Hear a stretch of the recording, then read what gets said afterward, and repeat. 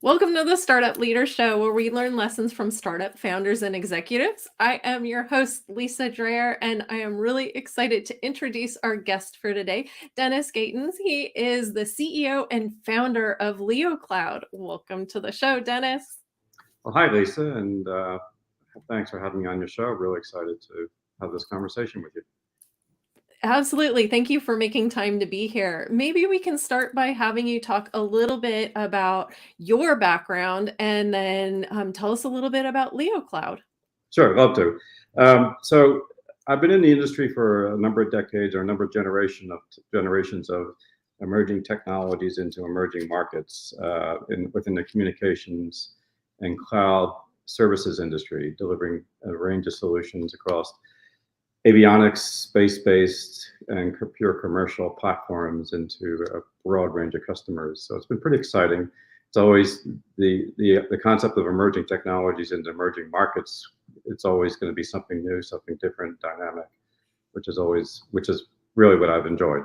My background is engineering. Started out as an engineer, earned my double E from Virginia Tech. Go Hokies! There's a few out there, and then just progressed, always looking to see and understand the bigger picture of a strategic view. So I progressed to business unit leadership and ultimately an entrepreneur. I founded LEOcloud. The idea for LEOcloud started about 5 years ago when it became very clear to me that the commercial space industry, this generation of it, which is highly disruptive, began to rapidly evolve. And I've seen that pace occur, that type of market evolution pace occur before in the terrestrial world with new technologies. And what became clear was that the infrastructure we have on Earth, the communications infrastructure, the cloud infrastructure that allows us to do things in just a ubiquitous fashion, just like we are having this conversation. You could be my next door neighbor, but you're not. You're halfway across the country. We can talk like this around the world. It became obvious that infrastructure was going to have to extend into space or evolve in space in order for the potential and the benefits of space to truly be realized. And so here we are 5 years later. Along that path, I founded LEOcloud, really focusing on the cloud infrastructure versus the communications. Plenty of players there, plenty of traditional players next-genning their infrastructures, plenty of new players bringing the latest technology and capabilities. We focused on the cloud. And so what the value proposition we developed was let's take the infrastructure as it exists on Earth and how we use it on Earth and extend it into space, whether it's on a satellite, commercial space station, and then into the lunar region, and deliver it as a managed service. So, and our customers, all they have to do is sell it to their customers. They don't have to become cloud technology, cloud infrastructure experts, and all the investment that goes along with that, particularly developing a space-hardened platform and service, which is what we are. And then from the cloud service providers, we extend their services into space, which is a strategic objective for all of them. And all they have to do is sell it. So everyone around us meets their objectives. In the middle, we're delivering this managed service to a range of customer types. We've developed basically a focus on 4 market segments: satellite data suppliers who want to move from simply delivering data, high volumes of data. They want to process it, refine it. Commercial space stations who have the ability to host relatively high volume data center facilities for not only the R&D that will take place on their facilities in the future, basically transitioning from ISS today, all the R&D that takes place there. But also there's a broad range of applications that can run in, that will benefit from running in space.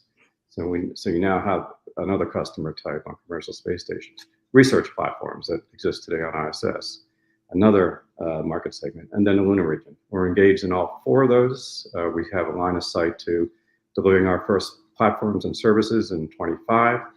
So we're really excited because it's moving very fast in space years, but I'm kind of used to that. So it's really an exciting time, and we're just very focused on delivering the customer experience that is expected from the end user perspective, and from our customer perspective as well. So. Wow, amazing. So, having worked on the terrestrial side of things, how is it different now that you're working on the space side of things? So interesting. A couple of things come to mind. First of all, the technology. So in data centers, we have basically everything's based on a server platform that's referred to as a bare metal platform that enables any type of application to run in that environment, whether it's a service that we might use or whether it's R&D, analytics, government operations, etc. To move that into space, it has to be on a space hardened platform. You just can't take a commercial off the shelf server and take it into space. It's not going to last, not going to survive. And that will result in an expensive refresh for one of our customers. And it will also result in very disappointed customers of theirs, end users. So space hardened technology, and we've developed that through a partner of ours, Raymond Space, who have a significant, very successful space heritage over the last 10 years of delivering compute and data storage into a number of deep space exploration projects. So very happy to have them as a partner. The other interesting aspects of it are in the terrestrial world, there's what we refer to as truck rolls. Piece of equipment fails, you have professional contract or services contracts in place that next business day, 8-hour response, 4-hour response, whatever you want, and you go replace a piece of equipment. And you can't do that in space. You can't roll a truck in space. You can't roll a rocket in space. You have to build the platform that the services run on to be as reliable and resilient with an expected life that meets the business case of our customers. So we're doing that. Technology refresh. On Earth, we refresh technology generally in the 3-year window, say in a 3-year window for a server platform in a data center, maybe a little longer, maybe a little less. In space, you can't do that on a satellite. Hard to do on a research platform. On a commercial space station, yeah, you can do it. You can develop a roadmap of technology to refresh the technology on a commercial space station. Mm-hmm, mm-hmm. Yeah, some big differences. Yeah. Right. So we brought you here today to talk a little bit about what it's like starting out a space-based business.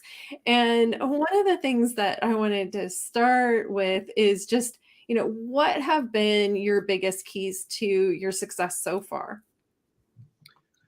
Well, for me, it's always been defining a problem and a value, or defining a strategy and a value proposition in the form of problem and solution.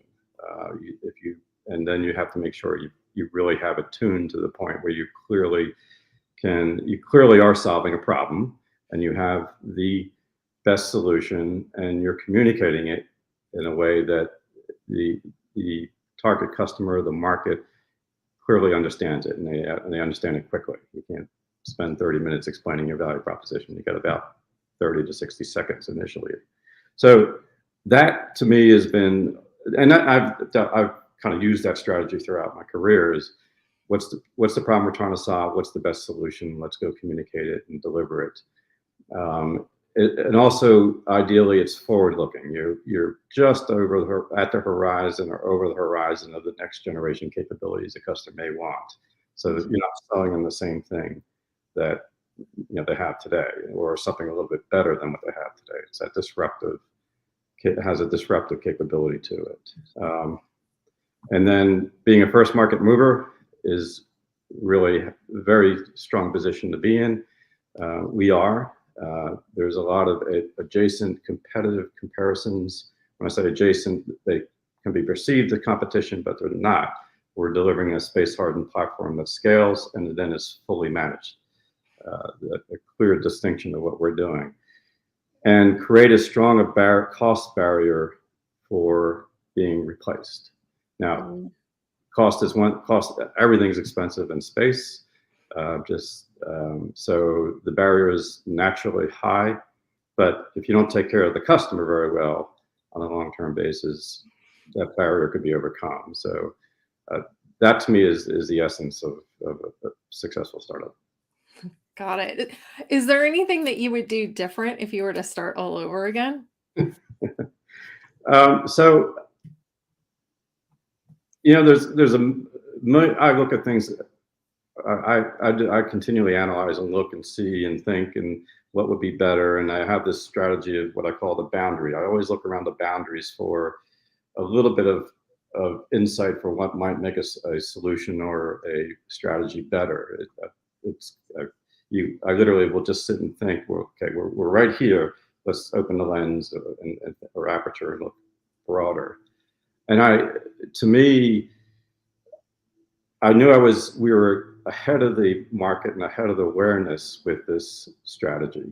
We clearly knew we were there. And now actually the market and the awareness has caught up just an amazing rate over the last year.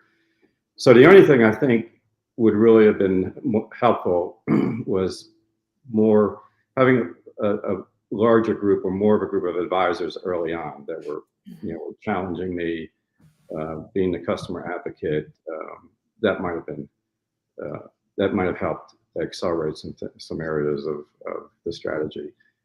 So Yeah. Are there things that have come up that have surprised you as you have started actually taking the solutions to market and speaking directly with the customers? So the most surprising aspect, and has been very positive, has been the recognition that, as I've engaged with many countless customer discussions over the last, particularly year and a half, is yes, we've been thinking about this. We had no idea how to build it. We don't want to build it because it's not our core strategy, core competency, but we know we need it. And you're saying you can deliver this in a turnkey fashion. And the answer to that question is yes. And so the acceptance and recognition of the value that we're bringing was a really positive experience. The second was the accelerated, I mentioned this, but the accelerated awareness and comprehension of the concept of edge computing, which is really what we're talking about. We're talking about taking edge computing and moving it into space. Today, the edge is oil and gas refineries or the middle of nowhere and anywhere in the world. The next edge for edge computing is going to be in space. So the rate at which awareness really coalesced around it last year and into early this year was really a really positive experience and a bit surprising. I thought, as I mentioned earlier, that we knew we were ahead of the horizon or looking over the horizon. It caught up pretty quick. Wow, that's great. Do you think that because all of this has we've gone through that digital transformation here on Earth, that since people have already kind of experienced that transformation, that doing the space part is just kind of, it makes it easier, I guess, just because they've already been down that path? So you would think so. Yeah. So one of the things that I was initially surprised at was how, and this is going back almost pre-LEOcloud when I was really developing the concept, was how little recognition of the terrestrial infrastructure that we have on Earth today is understood and how it could be applied in space. Even communications, the concept of a layer 3 or an IP infrastructure that is ubiquitous on Earth. The idea of routed infrastructure in space, which is the basic infrastructure we have on Earth, versus these point-to-point connections that were all silos in space. That was a little surprising, but it quickly caught up. And I think that DARPA and the Space Development Agency, or SDA, laid groundwork for that. And today, it's clearly understood. The other concept I thought that was really interesting was interoperability. For me, in the terrestrial world, markets, if the competition didn't come together and prove interoperability, you could basically stunt a market. You could, a technology that had real value coming into the market could be set aside. And there's examples of that over the years. The SDA really drove the concept of interoperability in space. and I fully supported it in conversations, and it will enable the market, particularly at the communications layer. Yeah, without a doubt. When you think about, I guess, as the business has grown, a lot of times we'll run into roadblocks along the way. How have you found, I guess, what are the most effective ways of really working through those roadblocks that you just inevitably run into? Um, so roadblocks can come in different forms. They can be a technology challenge. They could be getting the attention of a potential partner that in the end it will be a very productive, very strategic relationship. And then there could be loss of a customer. And so as we've progressed over the last 18 months, it became sort of my theme was, and I'll give credit to the great philosopher Jimmy Buffett, that you just you basically breathe in and you breathe out, and then you move on. And we've overcome some things, and we're in a really strong position today as a result of not just setting our hair on fire and going and cowering in a corner. So I love the concept of you just step back, think about it, get clear the head, be creative, and you find that path forward. So breathe in, breathe out, move on. Yeah, yeah. Don't you find sometimes though that those challenges are the things that actually progress things even further along than had you not had that problem in the first place? Well, it always becomes something in your toolbox or your experience base to know that even at the most simplest level that you've hit big problems before, and you've solved them, and you've carried forward in a successful way.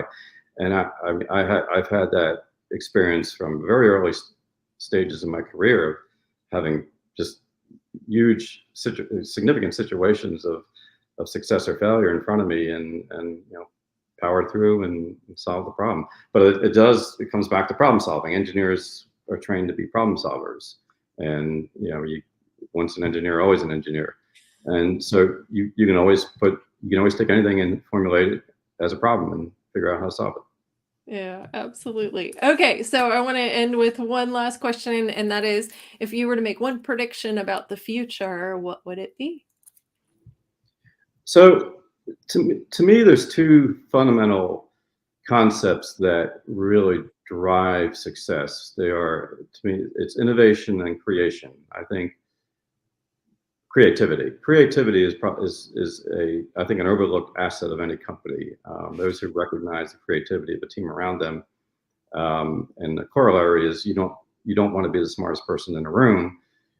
You were really, I think, the concepts of creativity and innovation that we're seeing, and the rate at which we're seeing, which again I'm comfortable with because it's been part of my career, is going to create a multi-trillion-dollar market in space. I'm 100% convinced of that. I think when we look 5 years from now, where we're at in LEO and in the lunar region, we're going to be kind of amazed. But then again, look at the technology progression we've seen in the last 5 and 10 years as well. So, and I always think about, so how does this benefit Earth? Because and it's an important aspect of it. And to me, technology disruptions create opportunity. They create opportunity for everybody. If you think about, take something simple, transitioning from fossil fuels to solar power. Well, there's a whole new technology that creates job opportunities. It's a whole new technology that needs to be deployed, needs to be managed, maintained, and that all creates job opportunities. And obviously, there's true benefit for everybody, for the world. So I think, to me, innovation and creativity are going to drive some really disruptive events and changes in our world and in space over the next 5-10 years. Absolutely. It's an exciting time right now. So if somebody wanted to learn more about LEOcloud, what should they do? Find me on LinkedIn. It's not hard.